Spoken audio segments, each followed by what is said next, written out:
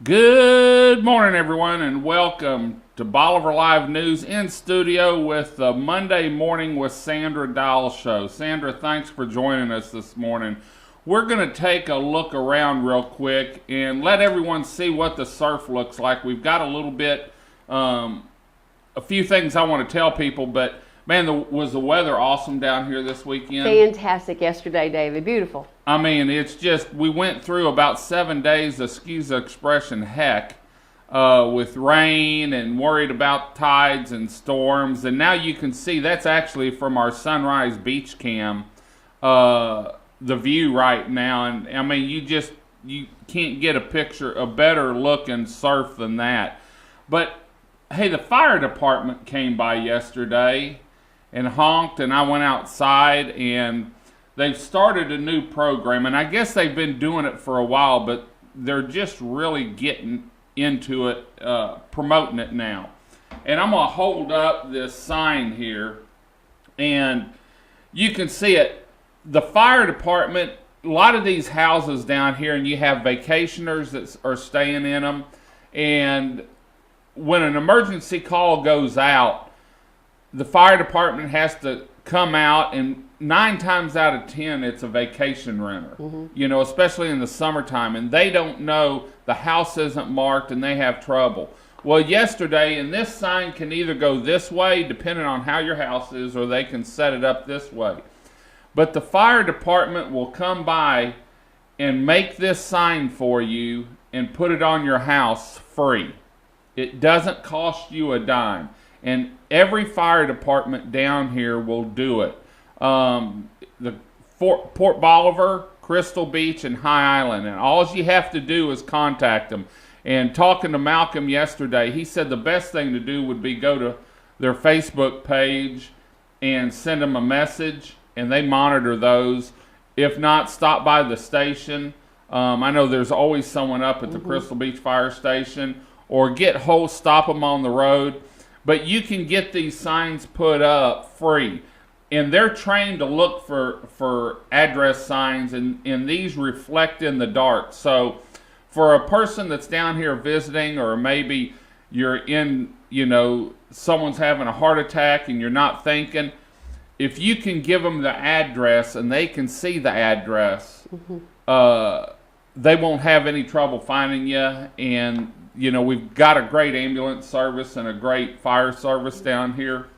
But I wanted to let everyone know that you can get these free, put on your house, and you can always build a frame around it maybe if you wanted to dress it up a little bit. But they're free. Don't cost you a dime. Call them, give them your address, they'll come out, put it up, and that way if someone's visiting or if you're there, they can find your house in a hurry. And I think that's a great, especially, Wonderful. Someone comes to you, buys a house, and they're not familiar with the area down here.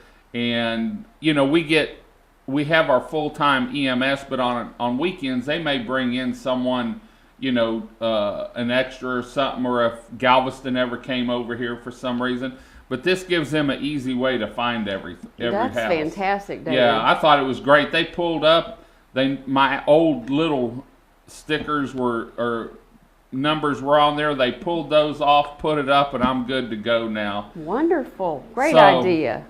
We're here on Monday, and it's Monday Morning with Sandra Dial. Sandra, what are we going to talk about today? Well, David, there are a lot of people that have asked, as a buyer, should they use the listing agent to work with them to write the contract and try to get, make a purchase for real estate? And it's a very good question. So we're going to talk about that today. Why it's a good idea and the limitations with that. I'm driving down the road, really don't know anyone down here, and I see a house that probably the boss in the seat next to me says, I want that one. And I call the sign in the front yard. That's the listing agent. Typically, that is the listing agent. Sometimes there will be a listing agent larger sign, and many times there can be another name on the bottom, which could be either a co-listing agent or someone that they suggest could be their buyer's agent for them in that purchase. Okay. And we tour the house and decide we want to put an offer in. Okay. This is where it gets tricky from what I understand. This is where it can get tricky. The process that we're talking about, David, is intermediary. And in the state of Texas, it is legal to use a listing agent to also help you write your contract to purchase a property that they may have listed. However, what's very important to understand is, as a listing agent, our obligation is foremost and first and only to look after the best interests of the seller. They're not going to be able to, as a listing agent, working with you as the buyer, they're not going to be able to give you advice or opinion or suggestions as far as negotiations. They have to stay completely neutral. And basically what I'm saying to you is, if you're an experienced real estate purchaser or an investor, this could be an okay scenario because you have an idea of how real estate works and how you're going to want that contract filled out.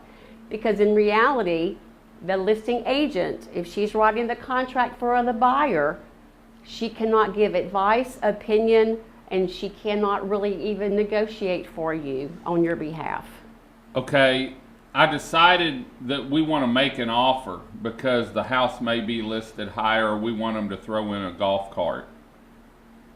What do we do now? Well, you just have to tell the listing agent what price you want to offer and what your conditions are, and she's going to write, they will write that contract according to your desire, but they're not going to be able to advise you. What if I want someone to advise me? What options do I have then? Well, first and foremost, my suggestion would be to always reach out to find someone that can represent you as a buyer, represent you as the buyer's agent. Now, some agencies, the broker can choose to allow the listing agent to represent both parties, but it's not really represent. Once again, she's representing the listing agent only, the seller. I'm so sorry. So a broker can say, I'll tell you what, Sandy, you have this listing. However, we're dealing with very young real estate purchasers, so they really need someone to advise them and to guide them. So I'm going to assign an agent to represent them. It can still be in the same brokerage, but then that buyer is represented. They can negotiate for them, make suggestions, educate them. Once again, it's just kind of a fine line, but it is legal in the state of Texas to allow the listing agent to write your contract for you. But they just won't be looking out for your best interest. They cannot. Okay. Can they go outside the brokerage? Say they don't want someone in the same office to be there to represent them. Is a problem? Okay, hold on. We've got a friend up in Houston that's a real estate agent, and I'm going to have them handle it. Well, I'm a firm believer that coastal real estate is its own niche, and you really need to stay local agents to represent you as a buyer or as a seller. There are more documents here that are required for contract writing that agents outside of the coastal community, they don't have a clue. Well, and that's, when we first started talking about doing this, real estate on the coast, because of the zones, because of the storms, the history of some of these properties, it's a whole different ball game down here, and that's that's the reason why we started this. And so the listing agent can represents the homeowner.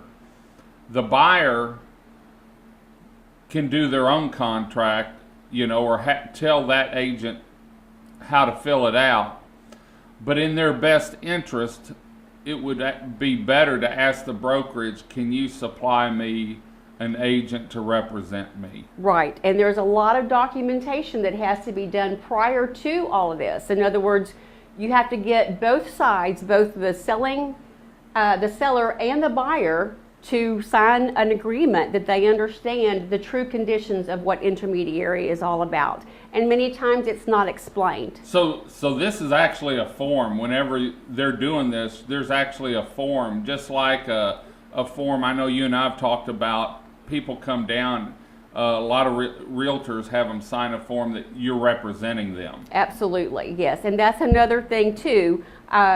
When you are shopping for a home as a buyer, make a commitment to the person or the agent that is spending time with you, pouring their education and their knowledge out to you about the coastal communities. It's very disheartening whenever you've spent the day with someone, showing them properties, sometimes 12, 15 in a day, and then next weekend you run into them and they're with another agent seeing other properties. You know, we pour a lot of ourselves into our agents or our clients, and you know, make a commitment to a buyer's agent. Make a commitment to them for buyer's representation. Great, great. Is there anything else that we need to get out today? We're starting to run out of time, but so last week we talked about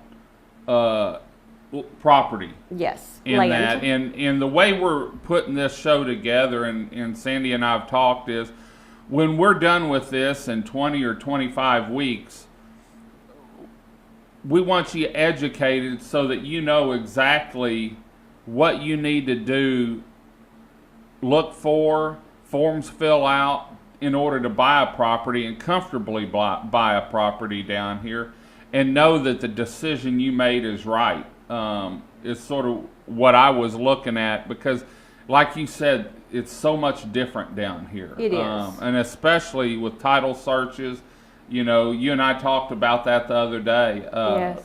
Make sure you get a title policy when you buy something. It doesn't matter if you're buying from your best friend. Mm-hmm. Get a title policy, because there's been so much family swaps and sells and trades down here that you never, it may be something from 15, 20 years ago, way before Well, we have to remember that many years ago, too, there were a lot of just handshake deals. That's right. You know, let me just sign you a piece of paper, a bill of sale. And that's as far as it got. It was never recorded. Right. And so that's not a clear title. All that can be fixed. It just takes time. And money. Yeah. Many times you have to get an attorney involved on that. Okay. Okay. Well, great. Sandra, thanks for coming in this morning.